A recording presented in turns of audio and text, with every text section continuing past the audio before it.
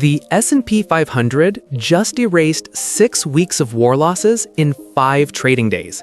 If you sold during the Iran war panic, you locked in a real loss and watched the recovery happen without you. If you held, or better yet, kept buying, you are sitting on gains right now. But here is the uncomfortable question nobody is asking yet. The easy recovery trade is done. The market is back. Now what? Because the Strait of Hormuz is still only partially open. The ceasefire is a 2-week truce, not a peace deal. Oil infrastructure damage will take years to repair, and growth stocks are priced like none of that matters. So today, we are settling this head-to-head. Growth ETFs, VUG and QQQ, against energy ETFs, XLE and VDE. Real numbers, real expense ratios, real performance data. And we are running all 4 through the 8-step blueprint so you walk away with an actual decision, not a vibe. Let's get into it. Let's start with the 2 funds that dominated the recovery rally. First, VUG, the Vanguard Growth ETF. As of mid-April 2026, VUG is trading at approximately $470 plus per share. For context, at the depths of the Iran war panic, this fund was meaningfully lower. The investors who held or bought during that drop are now vindicated. Before we go further, Vanguard announced a forward share split for VUG and 4 other Vanguard Equity Index ETFs in March 2026. The split hasn't fully executed yet across all platforms as of this recording, so you may see a different price in your brokerage account soon. Do not be confused by that. A share split changes the price per share and nothing else. The underlying value, the holdings, the thesis, none of that changes. What makes VUG the most cost-efficient growth play in the mainstream market is this: an expense ratio of 0.04%. For every $10,000 invested, you pay $4 a year in fees. That is essentially free access to the US large-cap growth market. And VUG is genuinely diversified. It holds approximately 400 individual stocks, the full spectrum of US large-cap growth. Apple, Microsoft, Amazon, Eli Lilly, Visa, but also 395 other companies across the breadth of the growth economy. This is not a concentrated AI bet. It is the entire growth universe of America in one fund.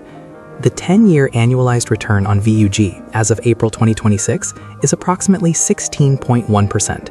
That figure includes the 2022 drawdown of 33% and the current year volatility. Despite all of it, wars, rate hikes, tariffs, the pandemic, 16.1% annualized over a decade. A $10,000 investment 10 years ago in VUG would be worth over $45,000 today. And here is the number that defines why long-term discipline destroys short-term panic as a strategy. After VUG dropped 33% in 2022 and people declared growth investing dead, VUG returned 46.84% in 2023. Not 30%, not 35%, nearly 47% in a single year. The Iran war recovery we just watched is a smaller version of that same story. The market repriced a threat, overcorrected on fear, and then snapped back when some clarity emerged. VUG's dividend yield is approximately 0.42%. This is not an income play. It is a long-run compounding machine. Next up, QQQ, the Invesco QQQ Trust. QQQ is currently trading around $629 plus per share, and it tracks the NASDAQ 100, the 100 largest non-financial companies listed on the NASDAQ. In 2026, this fund is effectively the purest AI proxy ETF available at mainstream scale. One important update that a lot of content online has not caught up to: Invesco recently restructured QQQ from a unit investment trust into a standard ETF format and passed some of the savings to investors. The expense ratio on QQQ is now 0.18%, not 0.2% as many older sources still state. So QQQ costs you 4.5 times more than VUG in fees, not 5 times. Still a meaningful premium, but the gap narrowed.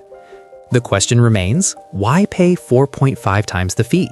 Because of concentration in the highest returning companies on Earth.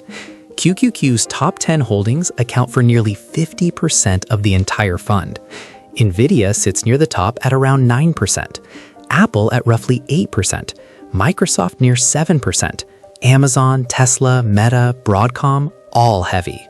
If you believe that AI-driven mega-cap tech continues to lead the global economy for the next 2 decades, QQQ is the sharpest single vehicle for that conviction.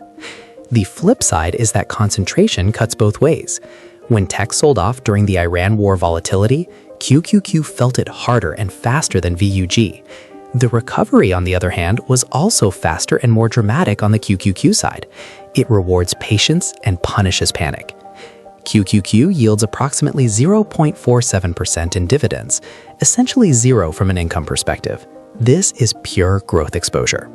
Now let's talk about the sector that became the biggest story in financial markets for 6 straight weeks, and why, even with the ceasefire, the energy thesis has more chapters to run. During the Iran war, XLE and VDE were the winners. Oil surged nearly 70%. Energy stocks printed cash. The dividend checks kept coming, while growth portfolios bled. That is exactly what energy ETFs are designed to do in a supply shock, high inflation environment. Then the ceasefire hit, and energy pulled back sharply as oil prices fell on the de-escalation news. A lot of retail investors looked at that and said the energy trade is over. That is a mistake, and here is why. The ceasefire is a 2-week truce, not a peace agreement. The Strait of Hormuz has not fully reopened. Iran has reportedly lost track of some of the mines it placed in the strait, which means it literally cannot fully open it even if it wanted to. The Ras Laffan LNG complex, the world's largest liquefied natural gas export facility, had 17% of Qatar's export capacity knocked offline during the conflict, with infrastructure repairs expected to take 3 to 5 years. The structural damage to global energy supply is not going to be resolved by a fragile 2-week truce. What this means practically: energy companies are still operating in a tighter supply environment than they were before February 28. The dividend yields are still paying out. The cash flow is still strong. The sector just went on sale relative to where it was during peak war panic. XLE, the Energy Select Sector Spider ETF. XLE is the blue-chip energy vehicle. It draws exclusively from the S&P 500, so every company in it has already passed the highest market cap and liquidity thresholds in the market. Currently, XLE holds approximately 22 to 25 companies, a deliberately tight portfolio of the largest U.S. energy operators. The concentration inside XLE is something to understand clearly. ExxonMobil represents approximately 22.9% of the fund. Chevron sits at 17.2%. Combined, those two companies account for over 40%, 4 cents out of every 10 of every dollar you put into XLE. You are buying a fund that is fundamentally a bet on the 2 most powerful integrated oil supermajors in the world, with pipeline, refining, and services exposure layered underneath. The expense ratio is 0.08%. For sector ETF, that is exceptionally low. The dividend yield on XLE is approximately 2.48%. On a $10,000 position, that is $248 per year in cash income, regardless of what the share price does on any given day. In a market environment this volatile and uncertain, that recurring income changes the psychological experience of holding the fund. You are getting paid to wait. VDE, the Vanguard Energy ETF. VDE is the version of energy exposure for the investor who wants the breadth of the entire energy economy, not just the supermajors at the top. VDE holds 112 individual energy companies. It reaches beyond the S&P 500 into mid-cap and small-cap exploration, production, and services names. When oil prices spike, and they can and will spike again if the ceasefire breaks down, or if the supply damage takes longer than expected to repair, those smaller companies move faster than Exxon or Chevron. Higher beta, more upside, but also more downside if oil drops. The expense ratio is 0.09%, 1 basis point above XLE, completely negligible over any meaningful holding period. VDE's dividend yield sits at approximately 2.27 to 2.39%, slightly lower than XLE's 2.48, but still putting every growth ETF's yield to shame. The XLE versus VDE decision comes down to conviction. If your bet is on the largest, most financially robust energy companies with global pricing power and massive shareholder return programs, XLE. If you believe the smaller, higher beta energy names will outperform in a sustained oil upcycle, VDE gives you that exposure at essentially the same cost. Let's run all 4 ETFs through the 8-step blueprint for investing in a crashing market, because April 2026 is a perfect real-world exam for every single step. Step 1. Eliminate the illusion of predicting the bottom. We just watched this play out live. The war started February 28. People waited for the bottom. By April 13th, the S&P had erased every point of loss from the entire conflict. The bottom came and went while most people were still waiting for a signal. Quality assets, held through the fear, won again. Step 2. Protect and weaponize your liquidity. VUG and QQQ yield under 0.5%. XLE yields 2.48%. VDE yields around 2.3%. During 6 weeks of war, energy investors were collecting dividend cash while growth bled, cash they could redeploy into VUG and QQQ at a discount. That is not luck. That is deliberate portfolio structure turning volatility into opportunity. Step 3. Focus on high-quality assets. All 4 of these ETFs clear this bar easily. VUG holds 400 of America's most established growth companies. QQQ holds the 100 largest non-financial NASDAQ names. XLE and VDE hold the biggest energy operators on Earth. Exxon does not go bankrupt. Apple does not go bankrupt. These are permanent participants in the global economy. Step 4. Structure your allocation before you invest. Decide your split before you execute. Under 35 with a long horizon, consider 70% growth, 30% energy as a starting framework. Closer to 45 or retirement, shift toward 40-60 or 30-70 in favor of energy's income and stability. Know your plan before the market moves. Step 5. Dollar cost average systematically. Concrete example, you have $400 a month. Put $280 into VUG or QQQ, $120 into XLE or VDE. Automated, every month for 12 months. If the market drops in month 3 because the ceasefire breaks down, you buy more shares at lower prices. Your average cost basis ends up below the average price for the year. Volatility stops being a threat and starts being the mechanism. Step 6. Think in decades, not days. The Iran war was 6 weeks. The 2022 drawdown was 1 year. In a 30-year window, all of it is noise. VUG returns 16.1% annualized over the last decade through pandemics, wars, rate hikes, and political chaos. Long horizons defeat volatility, every single time. Step 7. Avoid the leverage trap. Never buy QQQ on margin. A fund with 50% concentration in tech megacaps can move 4 or 5% in a session. We saw that during the Iran war weeks. A margin call does not give you time to think. You get forced out at the worst price and lock in a permanent loss. Use your own capital. Step 8. Separate volatility from permanent loss. XLE and VDE pulled back when oil dropped on ceasefire news. That is volatility.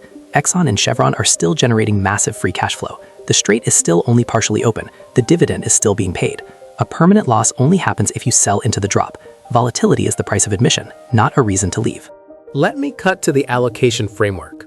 If you are the aggressive builder, under 35, long runway, maximum growth conviction, and you believe AI and tech will compound wealth for the next 2 decades, QQQ is your primary vehicle. Accept the 0.18% fee for the sharpest available concentration in the companies reshaping the global economy. If you are the efficient compounder, you want broad growth exposure with the lowest possible cost drag and genuine diversification across 400 companies. VUG at 0.04% is the smarter play. Over 20 to 30 years, the fee difference compounds into a number that is worth optimizing for. If you are the income defender, closer to retirement, needing real cash from your portfolio while you wait for growth to work, XLE at 2.48% yield with the world's largest oil supermajors is where you belong. You get the inflation hedge, the dividend income, and the exposure to an energy supply cycle that structural damage is going to keep tight for years. If you are the sector specialist, you believe oil prices stay elevated, the ceasefire remains fragile, and you want maximum energy beta for the recovery. VDE's 112 holdings give you the small and mid-cap exposure that moves hardest when energy moves. For most investors watching this, the practical real-world allocation is the 70-30 framework.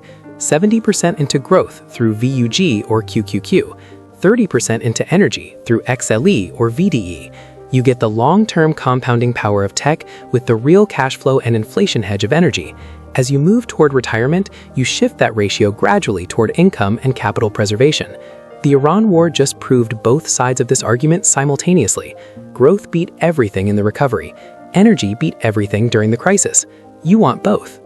The market just gave everyone a live masterclass in 6 weeks. A war started, energy surged, growth bled. A ceasefire happened, growth snapped back, energy pulled off its highs. And the investors who built real wealth through all of it were not the ones who predicted any of it correctly. They were the ones who held quality assets, had a plan, and did not let fear make their decisions. The ceasefire is fragile. The energy supply story is not over. Growth is compounding for anyone with a 10-year horizon. You do not have to pick a side. The real wealth hack is knowing how to hold both at the right ratio for where you are in your life.